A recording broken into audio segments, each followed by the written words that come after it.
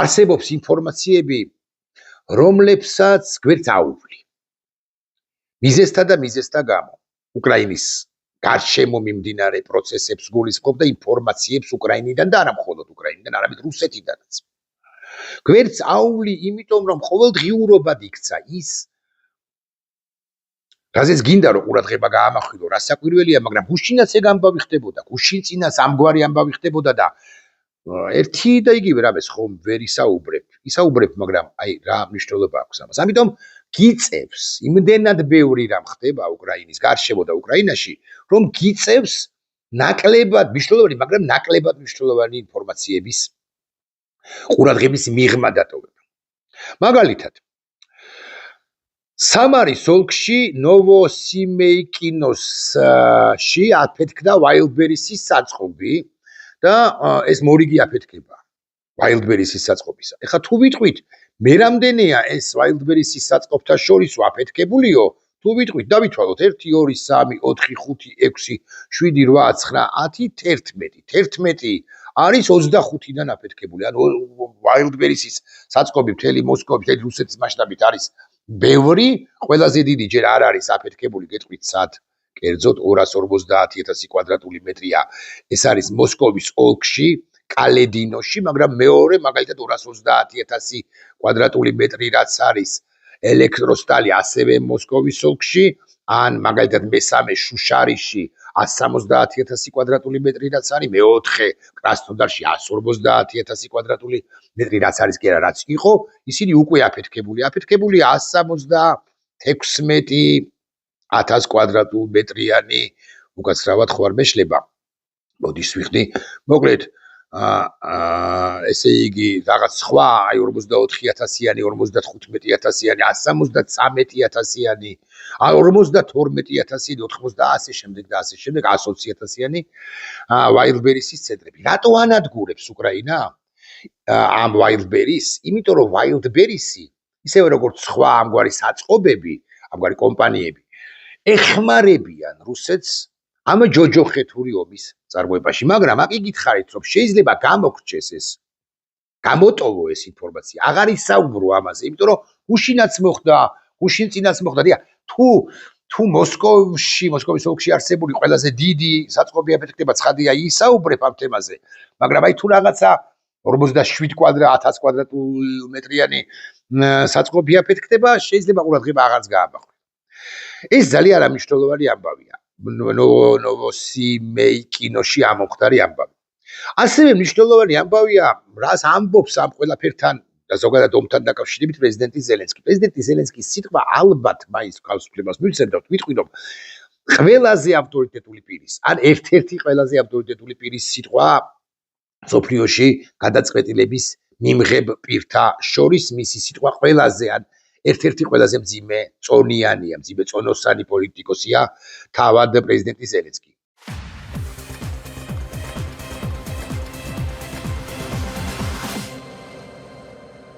გადაცემის პარტნიორია Coca-Cola. ამასობაში უფადან იცით თქვენ რომ ეს კადრები გავრცელდა და ისევ და ისევ რაღაცა ნავთობ გადამამუშავებელი ქარხანა აფეთქდა, ასე იგი ეს ბაშკირეთის რესპუბლიკის ქალაქ უფაზია საუბარი, კამიკაძე დრონები მიფრინდნენ. მარკო რუბიო აცხადებს უსაინტერესო ეს სიტყვას ამბობს ინტერვიუში Fox News-თან, ამ კონფლიქტის დინამიკა, რუბიო ძალიან გონიერი პოლიტიკოსია. ამჩვენებს, რომ ბოლო რამდენიმე თვის განმავლობაში ეს კონფლიქტის დინამიკა შეიცვალაო, ამბობს რუბიო. უკრაინელებს ახლა უკვე შეუძლიათ შორ მანძილზე დარტყმების განხორციელება, რაც მანამდე არ შეეძლოთ. რუსეთის ტერიტორიაზე, ღრმად რუსეთის ტერიტორიაზე, რაც ომს რუსი ხალხისთვის განსახილველად, შესაგრძნობად, ანუ შეიგრძნობს ომის სისასტიკეს რუსი ხალხიც კიო, ამბობს მარკო რუბიო. ის რისი გამოკვლევაც გსურს არის, გააღო თუ არა ამ ახალმა დინამიკამ რაიმე სახით კარი მოლაპარაკებების გზით შეთანხმების მიღწევისაკენ, ანუ ჩახვდა თუ არა, მიხვდა თუ არა პრეზიდენტი პუტინი, რომ უნადგურდება მას ნავთობგადამამუშავებელი ქარხნები და სხვა კრიტიკული ინფრასტრუქტურა, ასევე ბიზნეს სექტორი Wildberries-ი კარგი თვალსაჩინოებაა და უკრაინელები არ აპირებენ შეჩერებას, აქ იმ პირობასაც იძლევიან, ამბობენ, რომ მოსკოვის ცენტრში ცენტრს დაარტყავენ, ცენტრში მიიტანენ იერიშებს. მარკო რუბიო კითხულობს, ჩვენ ახლა გვაინტერესებსო, ეს ყველაფერი მოსკოვს უბიძგებს თუ არა, რომ საბშვიდობო შეთანხმებას მიაღწიოს უკრაინასთან, რომ მანამდე ერთი დღით ადრე, ორი დღით ადრე პრეზიდენტმა ტრამპმა თქვა, რომ უკრაინასაც მოუწევს დათმობა და რუსეთსაც, მაგრამ ახლა უკრაინას დასათმობი შესაძლოა აქვს, განა არა, იმიტომ რომ შეწყდეს და აუცილებელია ეს, მაგრამ უკრაინას ნაკლები აქვს დასათმობი, იმიტომ რომ უკრაინა ახლა არის შეტევაზე, მიუხედავად იმისა, რომ რუსეთი გაავდება ხოლმე ყოველდღიურად და კიევს ლვოვს ბომბავს, აფეთქა, მოკლა ადამიანები, გაანადგურა უბნები თუ კორპუსები და ასე შემდეგ და თუნდაც გამომდის შესაძლოა, მაგრამ დასრულდა. აი უკრაინელებმა შეუტიეს და არ ასრულებენ ამ თან რუსეთს ხო ბევრად მეტი უჯდება, ბევრად ძვირი უჯდება იერიშები კიევზე და ზოგადად უკრაინაზე და უკრაინელების ხარჯი, თუ მაინც და მაინც ასე უნდა ვილაპარაკოთ, გაცილებით ან შეუდარებლად ნაკლებია. აკი გითხარით, ეს ყველა ინფორმაცია ძალიან საინტერესოა, მაგრამ გამოგრჩება კაც, იმიტომ რომ გუშინაც ამგვარი რამ ხდებოდა, გუშინწინაც ამგვარი რამ ხდებოდა. ეხლა მარკო რუბიო შესაძლოა გუშინწინა მსგავსი არ უთქვას და ამიტომაც გავამახვილეთ ყურადღება, მაგრამ მაინც. მოკლედ, მძიმე მდგომარეობაშია რუსეთი და მე უნდა გავამახვილო ყურადღება თქვენი ნებართვით, ან უნდა გავამახვილოთ ყურადღება განსაკუთრებულად მნიშვნელოვან ამბებზე. გუშინ მოსკოვის ცენტრის ცენტრში ასე ვიტყვი, რესტორან ბალზი როსში კეიფობდნენ რუსი გენერლები. აღნიშნავდნენ ისინი ერთ-ერთი რუსი გენერლის და გეტყვით უკვე მოგვიანებით გვარსაც დაბადებიდან 55 წლის თავს. როგორ მოახერხეს უკრაინელებმა და სწორედაც რომ უკრაინელებმა ასაფეთქებელი ბომბის შეტანა, ეს ცალკე ისტორიაა. გავრცელებული ინფორმაციით დაცვის თანამშრომელმა შეაჩერა ქალი კურიერი, რომელიც ყუთის შეტანას ცდილობდა და აცხადებდა, რომ ეს საჩუქარი იყო, თუმცა ყუთში სწორედაც რომ ასაფეთქებელი ნივთიერება იყო მოთავსებული. დაცვის თანამშრომელმა ამანათის შემოწმება გადაწყვიტა, ალბათ იყო იქ ეგრეთ წოდებული security, ანუ უსაფრთხოების ზომები მიღებული, დაცვა. სწორედ ამ დროს მოხდა აფეთქება. წინასწარი ვერსიით ასაფეთქებელი მოწყობილობა დისტანციურად, ანუ შორიდან გააქტიურეს. უკრაინელები უკვე ახერხებენ და მოსკოვის ცენტრში ტერორისტულ აქტებს, არ მომერიდება ამ სიტყვის წარმოთქმა, უწყობენ პირებს, რომლებიც უშუალო პასუხისმგებელნი და დამნაშავენი, და ესეთი ბევრია რასაკვირველია, არიან იმაში, რაც ხდებოდა ამ 4 ხევარი წლის განმავლობაში უკრაინაში. და ეს პირი, ვიზეთ ჩვენ ვსაუბრობთ, ერთ-ერთი მთავარი დამნაშავეა, რომელიც აკი გითხარით, გუშინ დაბადების დღეს საკუთარ თანადამნაშავე ტერორისტ სხვა სამხედრო პირებთან ერთად აღნიშნავდა. რესტორნის ვერანდაზე მყოფ ადამიანებმა სხვადასხვა ხარისხის დაზიანებები მიიღეს, 17 მათგანი დაზიანებულია, 3 დაღუპულია. ამ 3-დან ერთი არის სწორედაც რომ სტუმართა შორის, ერთი არის დაცვის წევრი და თუ არ ვცდები, ერთი არის მომსახურე პერსონალი. აფეთქების სიმძლავრემ დაახლოებით 1 კილოგრამი ტროტილის ექვივალენტი შეადგინა, ასაფეთქებელი მოწყობილობა ლითონის ბურთულებით იყო გაჯერებული.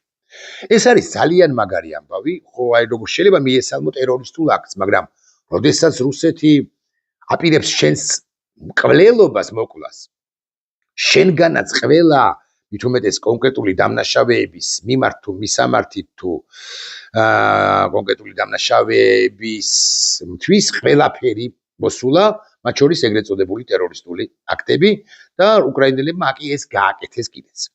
ეს არის ძალიან მნიშვნელოვანი ამბავი და გეტყვით კიდევ რას გულისხმობ. ესე იგი,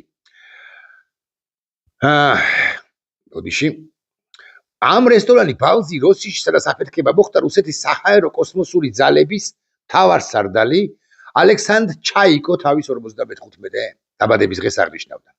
2022 წელს ეს კაცი, ეს ჩაიკო, აღმოსავლეთ დაჯგუფების მეთაური იყო. მის ბანაკოფებს ბრალი ედებათ ბუჩაში მშვიდობიანი მაცხოვრებლების მასობრივ მკვლელობაში, წამებასა და ნგრევაში. ანუ ჩაიკო ავიცი, პირველ 5-ეულში ან 7-ეულში ან 10-ეულში შედიოდა მთავარ დამნაშავეებს შორის რუსეთისა.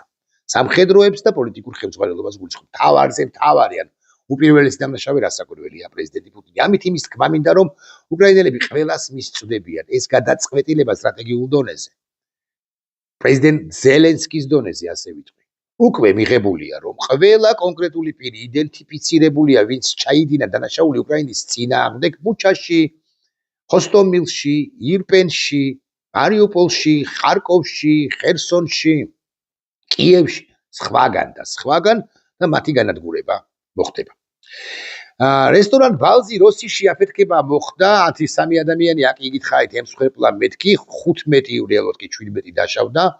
რუსეთის მედიისა და ტელეგრამ არხების ცნობით, ადგილზე რუსეთის ელიტ სეგმენტისა და სამხედრო მაღალჩინოსნების შეკრება მიმდინარეობდა. საჰაერო კოსმოსური ძალების სარდალი ჩაიკო აღნიშნავდა, აქ იგითხარით დაბადების 55 წელს. 22 წელს უკრაინაში რუსეთის ჯარების აღმოსავლეთ დაჯგუფებას ხელმძღვანელობდა ეს კვლელი კაცი.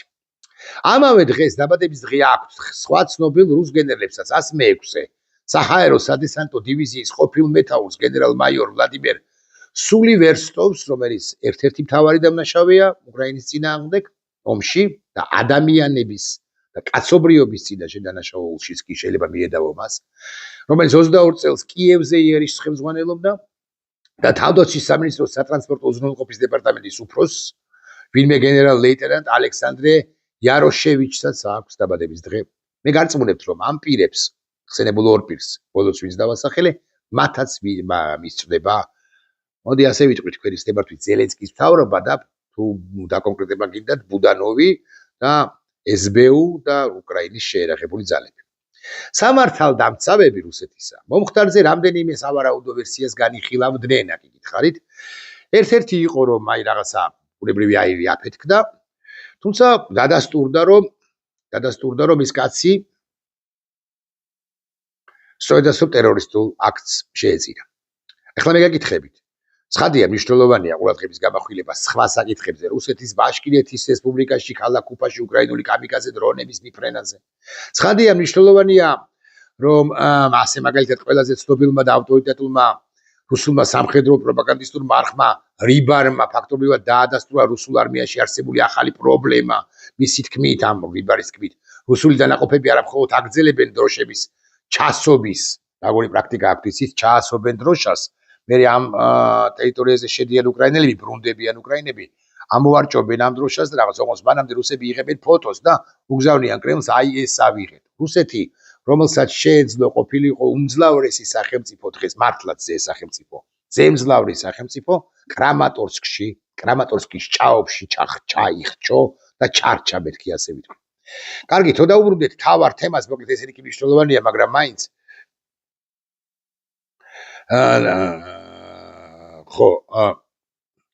ეს კი მნიშვნელოვანია, მაგრამ აი დაუბრუნდეთ თავარ თემას, თავარი თემა არის ის, რომ სისხლით პასუხს აგებენ რუსები ყველაფერზე, რაც მათ ჩაიდინეს ამ 4.5 წლის განმავლობაში. ნახვამდის.